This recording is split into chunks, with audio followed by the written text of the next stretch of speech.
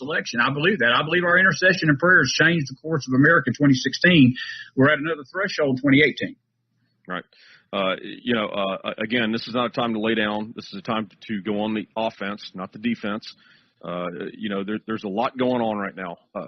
Things are going to accelerate. Things can get discombobulated, if you will, because there is so much being dropped every single day. You're seeing more news coming out every single day.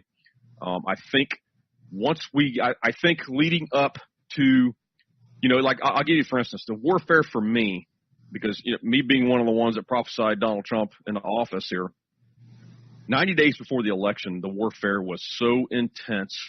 I mean, you name it, it was happening, man. Around here, you know what I mean? Around my house, with this, that, and the other. And after that had happened, after the election took place, a lot of that slowed down. Now, I think it's kind of the same theory with this, because, see, it's actually worse now, and I'll tell you why. It's because they thought she had already won. That's it. But the enemy let his guard down November 8th. I believe that. And now this time it's different, because this time he has lost the war. He didn't lose the battle. He's lost the war. He knows it. Now he's bringing out every weapon that he has, and he is firing upon mankind. It's almost like a bucket full of grenades. He's pulling the pins, and he's just tossing these things in every direction, and everybody's getting shrapnel right now, because I get the emails, I get the phone calls. Mark, I don't understand. Everything's happening to my family, my cars, my pets, this, that, and the other.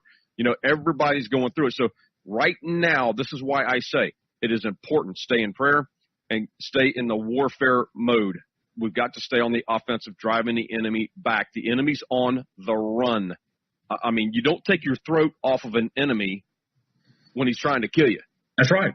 That's right. And that's why God was so angry with Saul, Mark, because Israel, the Amalekites, had always buffeted Israel, and they became one of Israel's most bitter enemies through the years. And Samuel, when Samuel the prophet brought Agag out and hacked him into pieces, it was not by accident that God put his pleasure, his sign of approval on what Samuel did. And we've got Agag in front of us. And it's time for the church to take that sword of the Lord and hack Agag and the spirit of it into pieces. It's a pro-Islam, pro-communist, the spirit of Antichrist that is gripping this country. That's what he's a type of.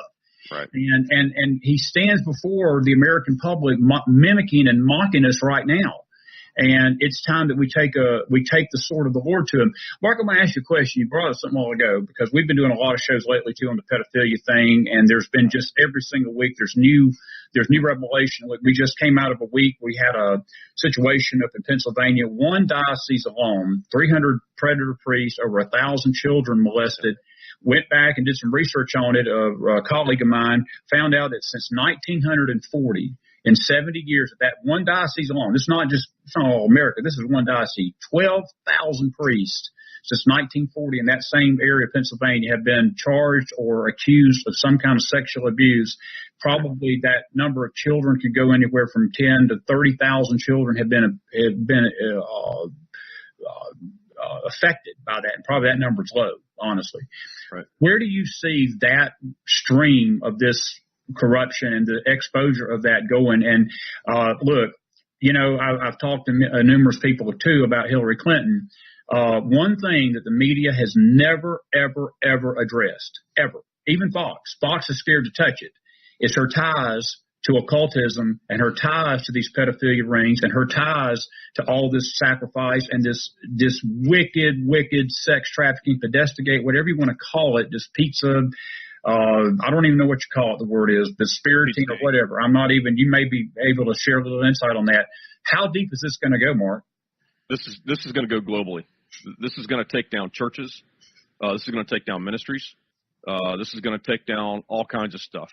Because I want to encourage the people too. If you really want the facts on Pizzagate and Pedogate, follow a lady on Twitter or Facebook called Liz Crokin.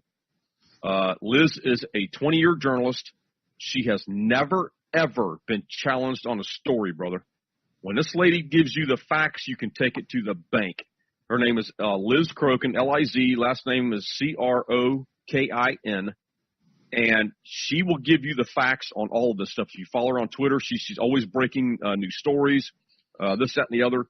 You name it. But this pedogate, Pizzagate, the pedophilia.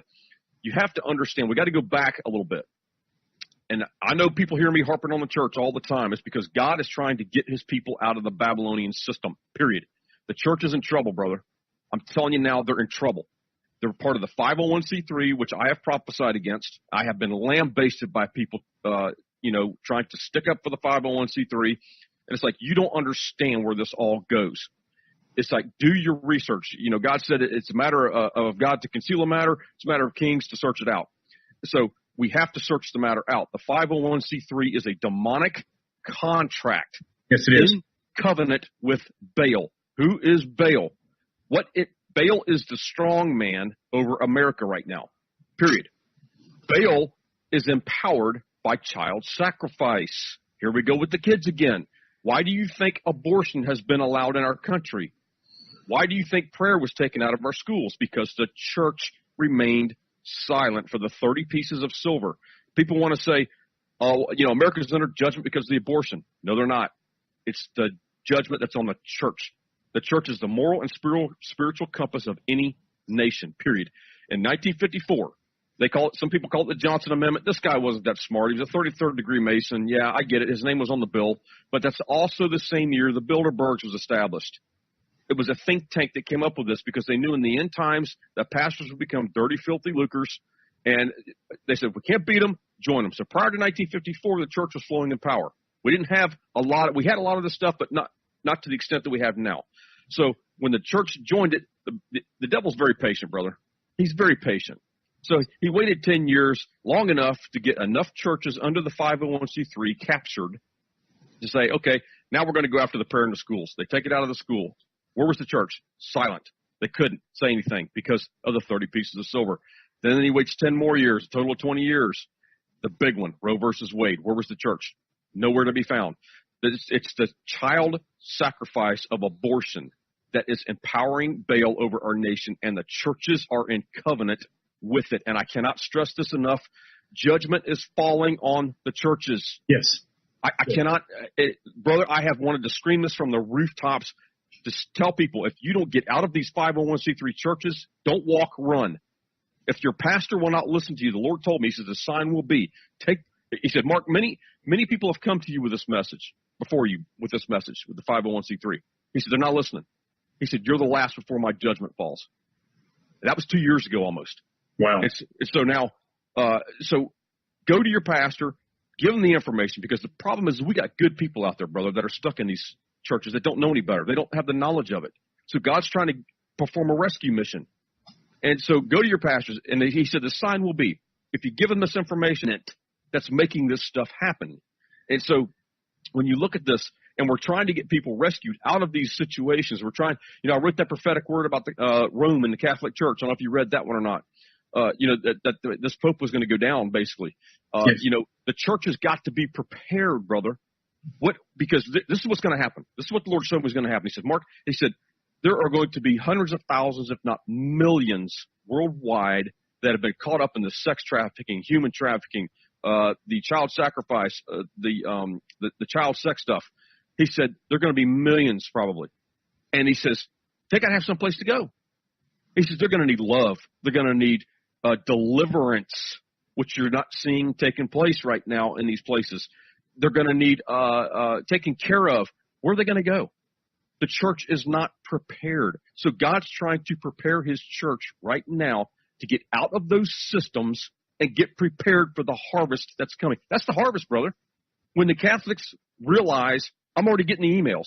So that prophetic word's already starting to come to pass. If you go to my Twitter feed where people are talking about this stuff, that very incident you're talking about, they're saying, I'm so disappointed what the Catholic Church is doing. And so they're going to walk away. There's going to be like a walk away movement basically coming from the Catholic Church, but also the regular church. Exactly, Mark. You're seeing a mass exodus from the church because people are catching on. They're tired of the immorality. They're tired of the money thing. They're tired of whatever it is. Because why? Because they're part of the Nicolaitan system. Jesus said he hates the Nicolaitan system. What was the Nicolaitan system? Explain that. Compromise with the world's systems. Come on, man. I mean, this is not that hard to figure out. It's just like you just want to shake people and say, look, it's not that hard. You know, if the church would do two things, brother. If they would unincorporate, you cannot be a corporation and call yourself a church. It's a business. I've had big leaders tell me that. This is a business, is what they told me 3 times. This is a business. I'm like, are you hearing the words coming out of your mouth? Jesus turned the tables over in the temple for a reason. He said, my house will be a house of prayer, not a den of thieves. It's because they were turning it into a business. So when you're a corporation, you don't have a pastor in the pulpit. You got a CEO. Right, Mark. It's like if they would unincorporate, get rid of the 501c3. Oh my gosh, brother, look out. The power and authority that would be experienced upon God's people and the church would be like nothing in history.